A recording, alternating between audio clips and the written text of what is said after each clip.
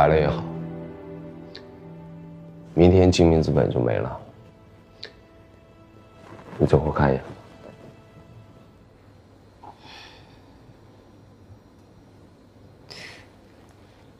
你抢筹的钱是怎么来的？张罗来的。张罗，是借来的吗？我把我所有的钱都投进来了，但还是没够，我就又从银行配资了一部分。我以为我准备了后手，就不会出问题。你的后手是一只新能源车的定增股票，对吗？我本想着连本带利都收回来，资金流就不会断。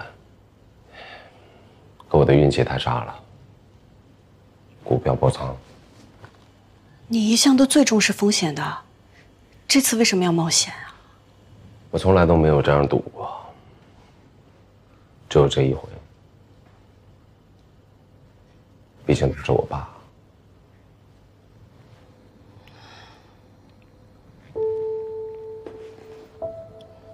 对不起，何玉兰把这事儿办成这样，我也有责任。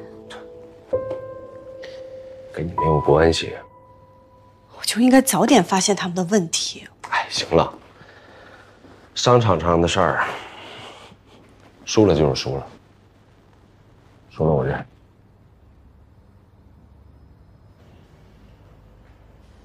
我给你泡杯咖啡吧。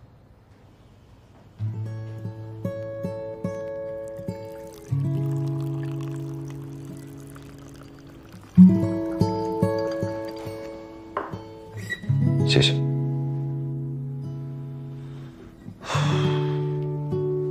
妈，坐一会儿。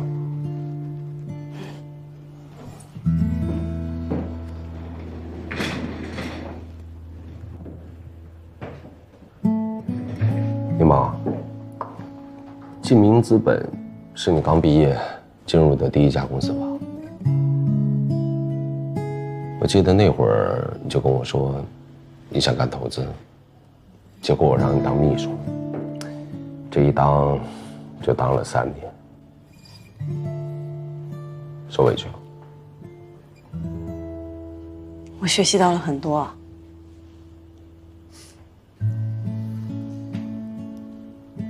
我问你啊，我这个人真的很难搞吗？就你写的那个10几20多条注意事项，那真不是你编的。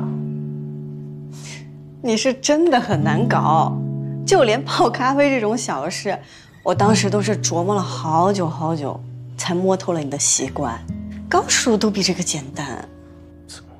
你怎么还记仇啊？哎，我也有对你好的时候啊，对吧？有，我记得有一次客户给你送了羔羊肉，说是大草原上纯奶喂大的，一口草都没有吃过。你说你吃羊肉过敏，就让我赶紧把这些全部拎回家自己解决掉，不要碍你的眼。我回家我真的把那个肉给炖了，哇，香的呀，就感觉它滴出来的汁儿都是奶，我当时我都好吃哭了。后来我看你吃涮羊肉也没有过敏啊。你呀，也就那个时候好骗。还有一次，是我第一次跟你去外地出差，你还记得吗？当时那个客户给我灌酒，当时那个酒杯都怼到我脸上了，我特别紧张。你一下就把杯子抢过去了，说跟他一个小秘书喝酒有什么意思呀？我来，你咣咣咣，你就干了3杯白的，喝完你就进厕所吐了。哎呀，这我吐了，我怎么想不起来了？当时那顿饭吃的可真难啊，后来还灌我酒，你就让我去给你买烟，我就跑了好多个地方，就是没有买到你说的那个烟。我还给你打电话，我说，哎呀，能不能换一个，或者是怎么样，在哪里买呀？你劈头盖脸对我就是一顿骂，这点事儿你都办不好啊！趁早滚蛋啊！我要开除你！我当时我都吓傻了。哎呀，那会儿你刚进入社会，你什么都不懂，我给你台阶你都下不来。还傻乎乎的、很认真的给我打电话说：“啊，那要不要换个其他牌子的烟？”当时给我气的，我真要开除你。但后来我知道啊，你都是为了保护我。再后来，你就再也没有让我去过那样的酒局了，就冲这个。之后你每次半夜喝多了给我打电话，我都忍了。那种乌烟瘴气的环境，我觉得不适合你这种单纯的小姑娘。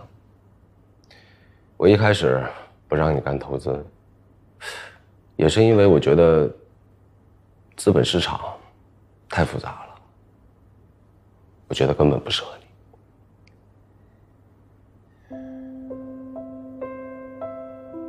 对吗？有一句话我一直没跟你说，其实你已经是个非常优秀的投资人了。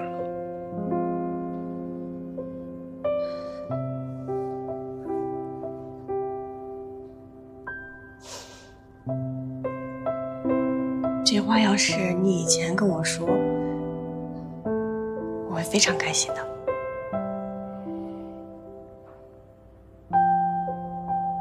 现在也不算晚吧。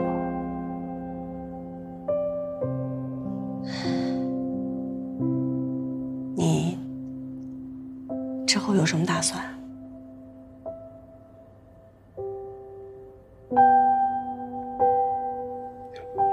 也没什么打算，应该是告别投资圈了吧。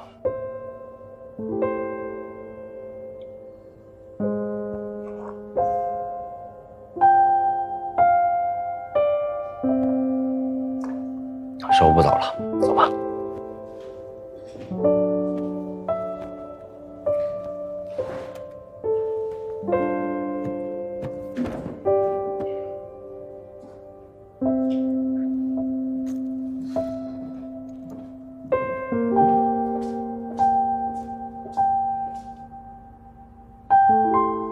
哎，陆总，你到1楼等我吧，我马上下来。好。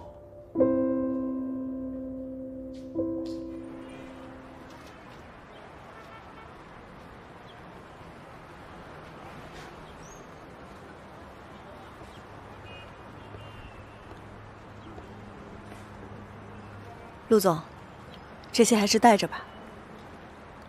在我心里，你是最优秀的投资人。